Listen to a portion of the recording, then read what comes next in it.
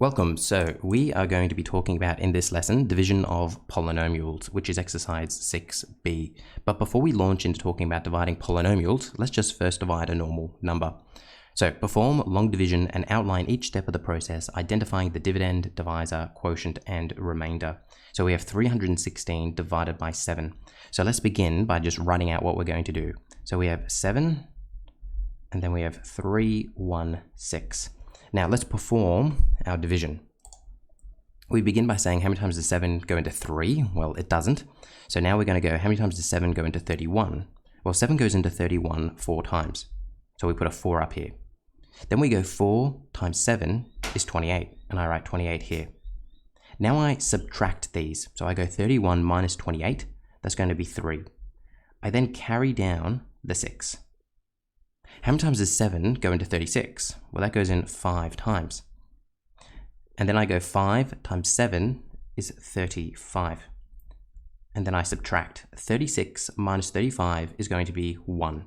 And that 1 there is going to be our remainder. So that now leads us to talk about the different things we've found here. So let's talk about our dividend, divisor, quotient, and remainder. So we know that this 1 is going to be our remainder.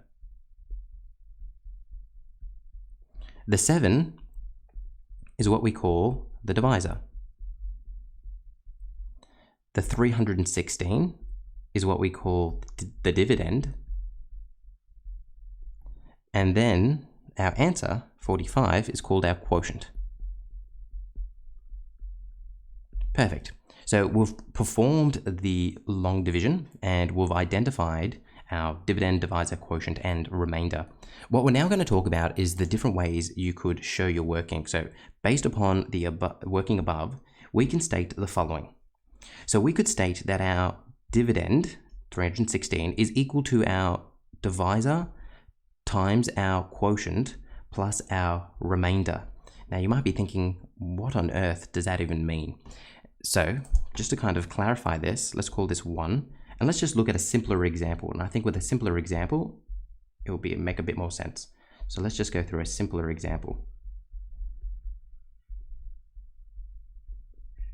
So let's say instead of 707 and 316, I just had 3 divided by 5.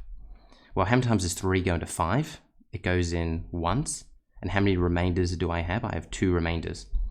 Well, based on this right here, if I go 3 times 1, well, let me start again. I could say that my dividend, 5, is going to be equal to my divisor times my quotient plus my remainder. And sure enough, 3 times 1 is 3 plus 2 is 5. And I assure you, if you get your calculator out, if you go 7 times 45 plus 1, as you see here, you'll end up with 316. So by doing long division, we can figure out another way of writing down what our dividend is going to be. We can write it down as the product of our divisor and quotient plus our remainder. And hopefully this simple example makes that clear. Now there's another way that we can state what we have found. We can take our dividend, put it over our divisor and say it's equal to our quotient plus our remainder over our divisor. So again, let's just talk about a simple example here just to kind of clarify this.